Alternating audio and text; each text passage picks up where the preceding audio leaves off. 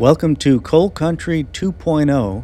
We're here in the Richmond yard, and I'm putting together a train for Dan, who's going to be taking it up to the Burning Fork coal loader and coal yard. We're bringing up some empty bethgon hoppers and going to be loading them up with coal.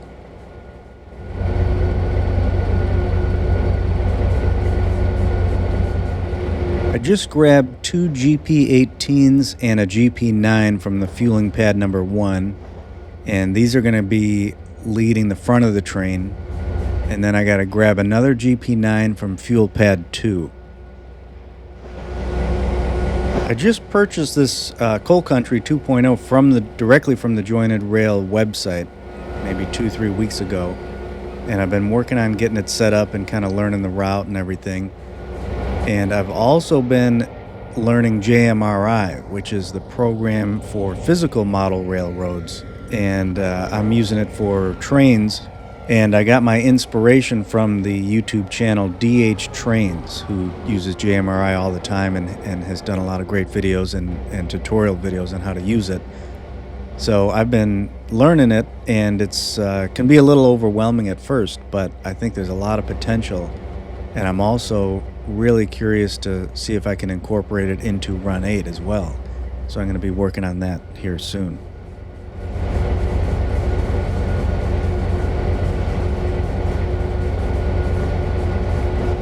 So I can just set these aside here for now, and then I got to grab the 2807 off of the other fuel pad.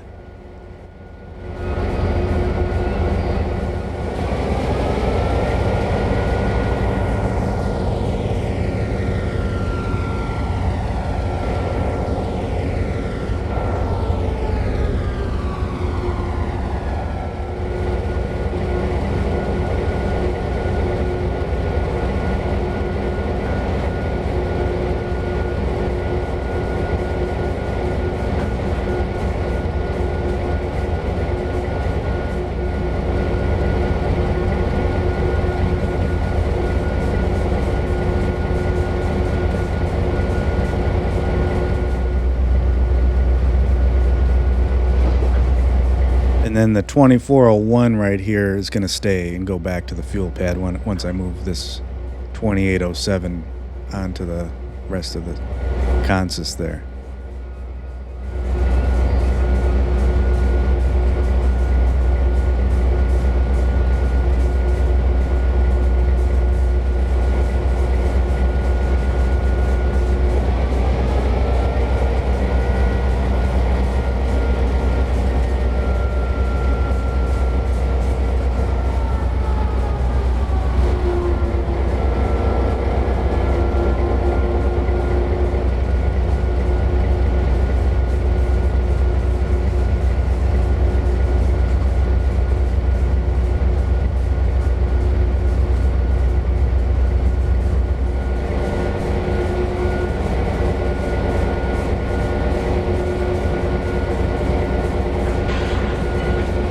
Okay, now that these four are together, these are going to be the leads, and I got to just get them out of the way. So I'm going to move ahead and put them out onto the main line to get them ready to go.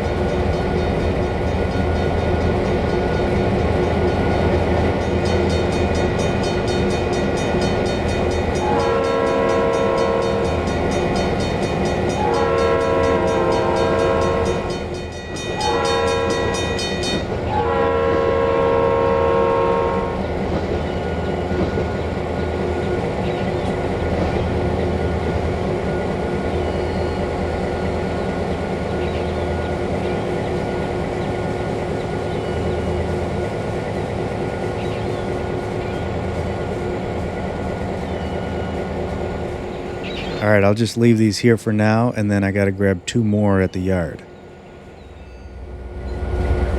So I'm going to leave the 2800, so I'm just going to shift it over to track 5, and then I'm going to grab the 2 that are back there, and that's a GP9 and a GP18.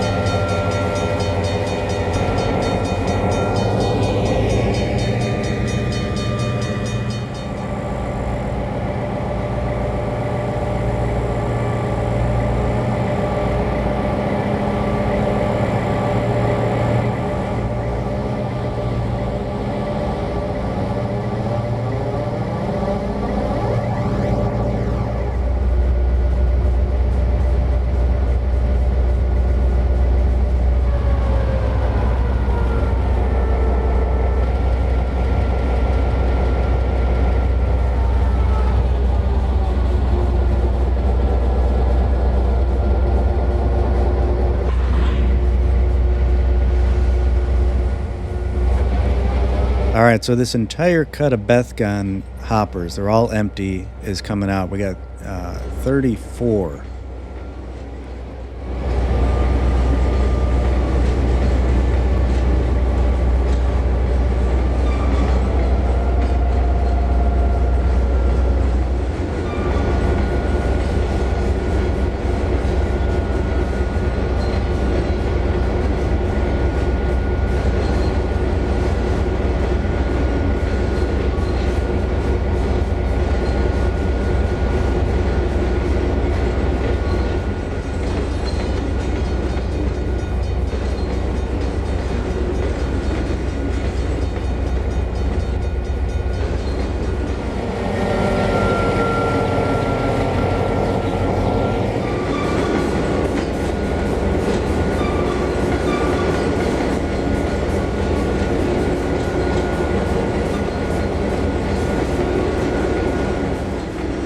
All right, now I can bring it to a stop, and let's get these DPUs connected.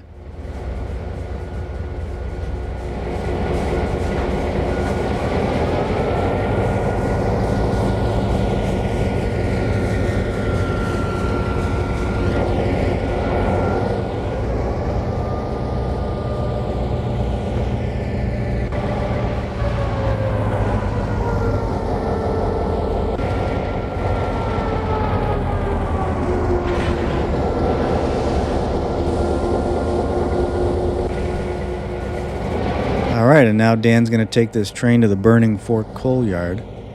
Actually, he's first going to the spur track, and then we got to back up into the coal yard off the main line.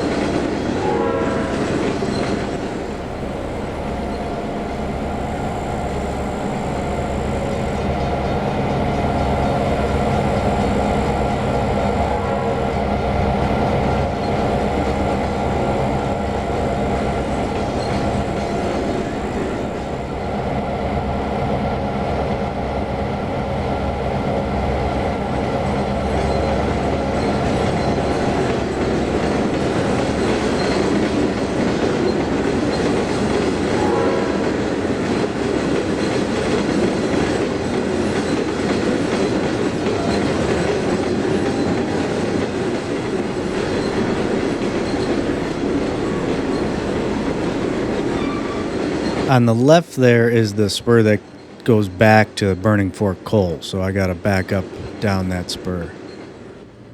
And I just passed the crossover, so now I can flip that switch, and we'll cross over to the other side.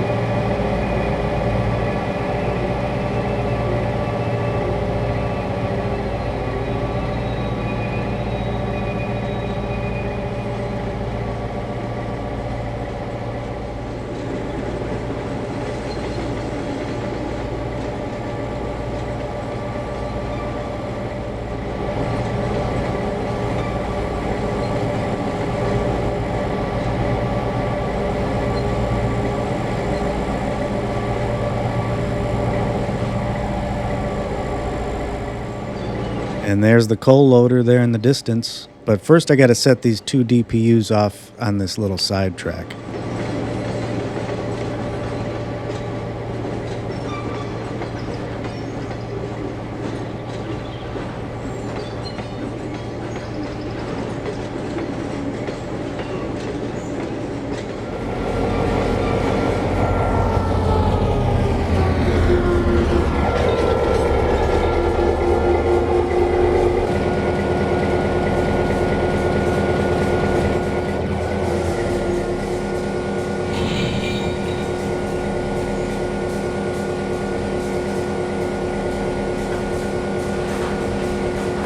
I had my train direction the wrong way. I got to reverse it.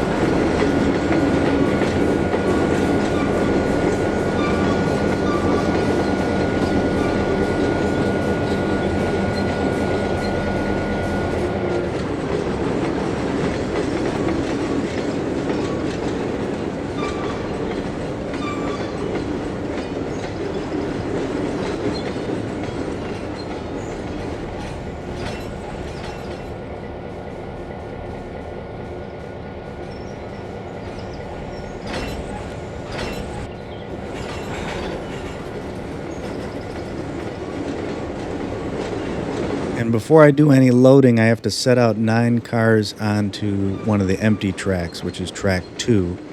And then I can move over to the coal loader and start loading up these cars.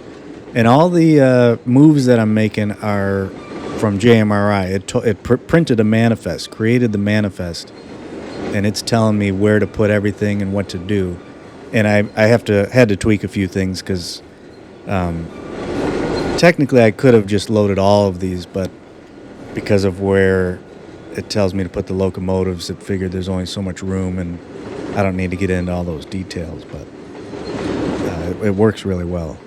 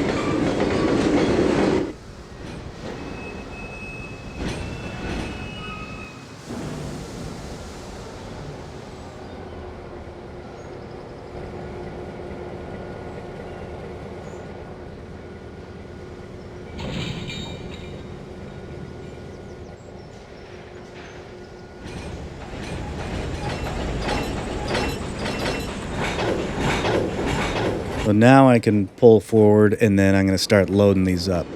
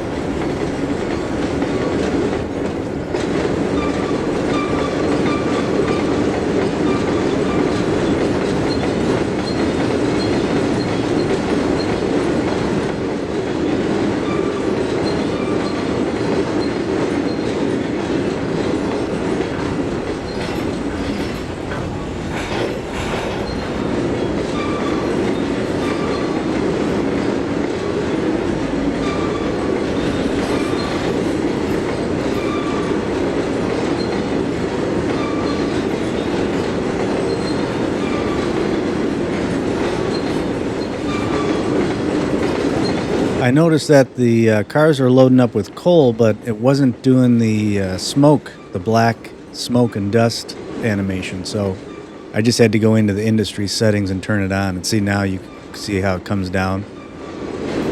See how, now it's stopped. Now watch when it goes to this car, all the black dust. See that? Just makes it look better. But I wish there was a way to tune it so that the car doesn't fill up like after it's clear to the loader. I wish it filled up like as it's under the loader.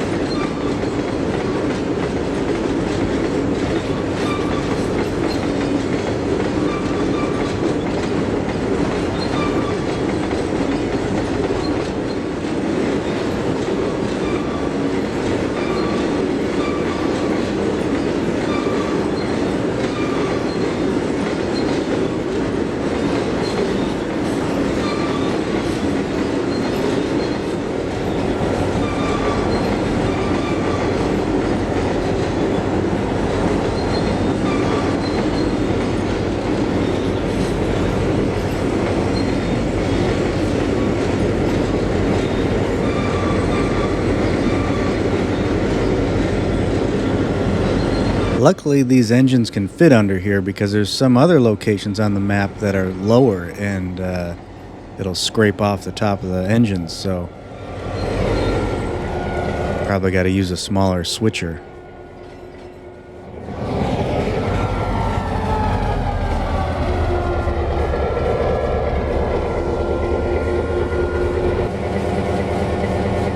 I just realized here I didn't push back far enough, so I gotta go a little bit further back.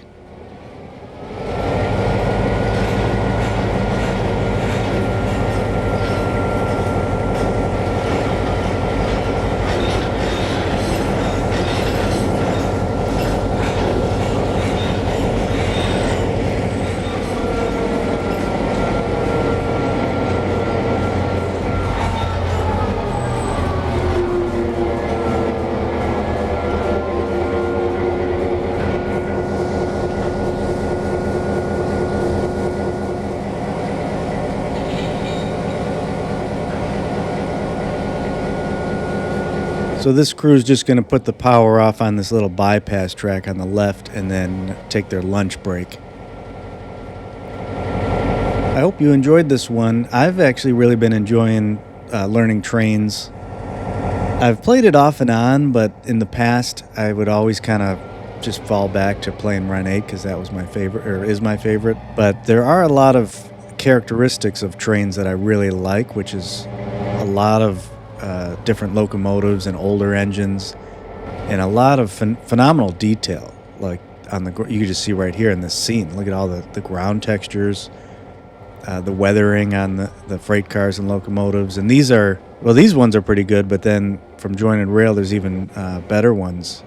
They made these, but these came with the route. But then you can purchase even more detailed stuff, and there's just such a great selection. So I'm really enjoying it. And then getting to mess around with JMRIs, I think all the work will really pay off, because it solves that problem with most train sims, especially Run 8, because it's just kind of an open sandbox where you log in to play and then you don't really know what to do, or there's so many choices, you kind of like get stuck, like, well, what should I do now? And once you have JMRI configured for a certain map, then it handles that problem for you, and it tells you what to do. And if I get it all set up on my end, I could just save the file and then share it with everybody, and that way each person wouldn't have to go through setting up the whole map. You could just load it up and then start printing manifests and go to work.